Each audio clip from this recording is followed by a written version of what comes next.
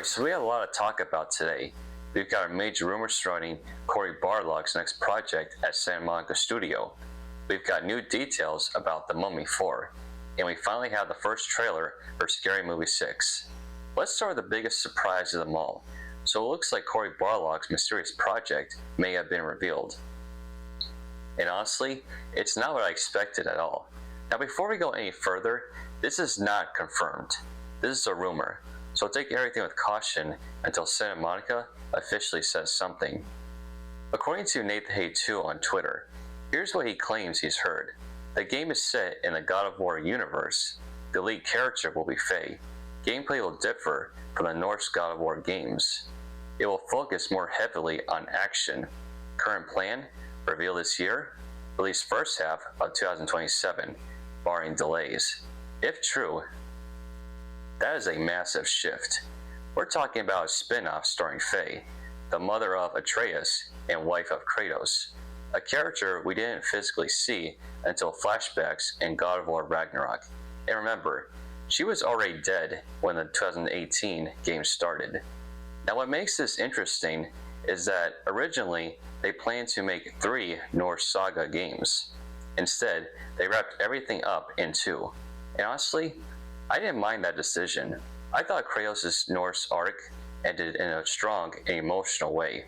So to me, Kratos' story in the Norse saga feels complete. But now, it feels like the Norse world itself might not be done yet. If you asked me before this rumor dropped, who would headline a spin-off? I would have said Atreus without hesitation. The ending of Ragnarök clearly set up something bigger for him. He leaves to find the remaining giants.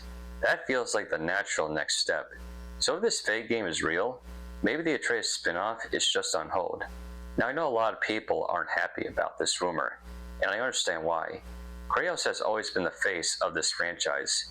For years, we played as him, and only him. Even in Ragnarök, when we briefly played as Atreus, Kratos was still the heart and star of the series. So a full game without Kratos as the lead? That's a bold move. But bold doesn't mean bad. This might be the most exciting part.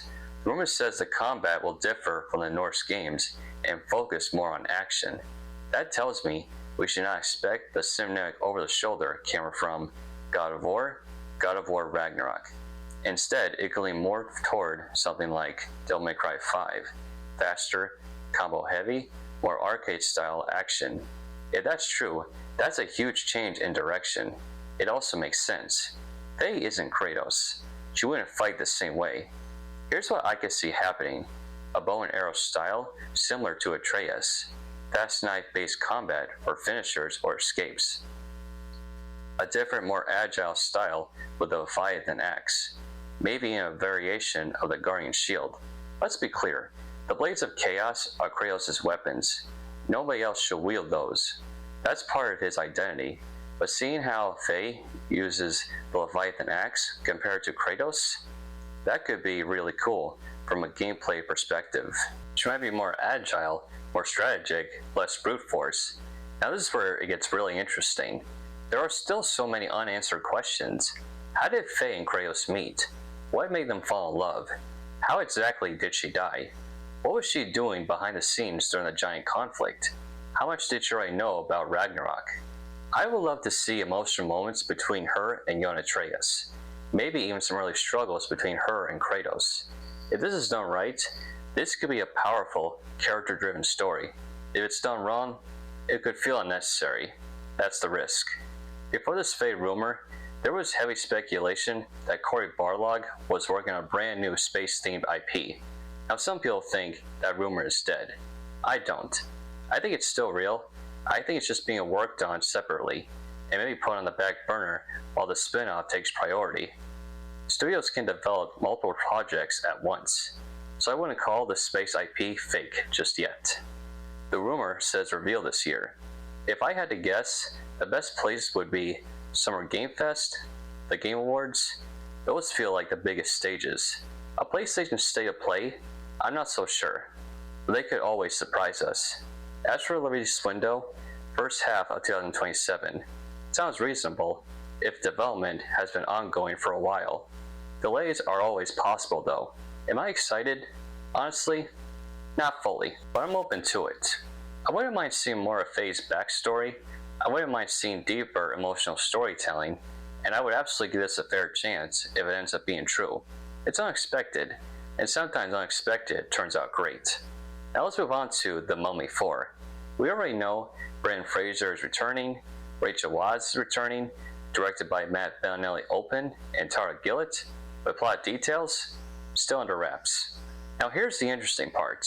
They were asked if The Mummy, Tomb of the Dragon Emperor would still be canon. Bettinelli-Olpin said, well, Rachel is in this one. And Gillett added, that should answer the questions for you. That heavily implies Dragon Emperor may not be canon after all. And honestly, I'm okay with that.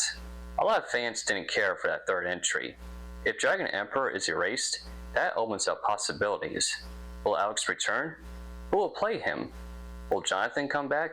Will Ardeth Bay return? Could Imhotep somehow return? Imhotep's story felt complete in The Mummy Returns. But Hollywood always finds a way. If they bring a new villain, I just hope it's stronger than what we got in Mummy 3. This sequel has nostalgia on its side. Tone is going to be everything. And finally, Scary Movie 6. We have the first trailer, and returning cast members including Marlon Wayans, Anna Faris, Regina Hall. Now I'll be honest, I'm not really into parody or spoof films. They just never really been my thing. But one positive, the comedy style people missed seems to be coming back. This movie parodies Scream, Megan, Smile, Get Out, Terrifier, The Substance. That's a lot of modern horror packed into one movie.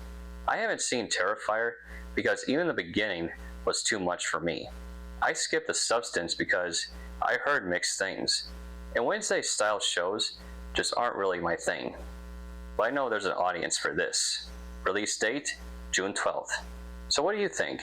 How do you feel about a Faye-led God of War spin-off? Do you want Dragon Emperor erased from canon? And are you excited for Scary Movie 6? Or should spoof movies stay in the past? Let me know down in the comments. If you enjoyed this breakdown, make sure to like, subscribe, and I'll see you in the next one.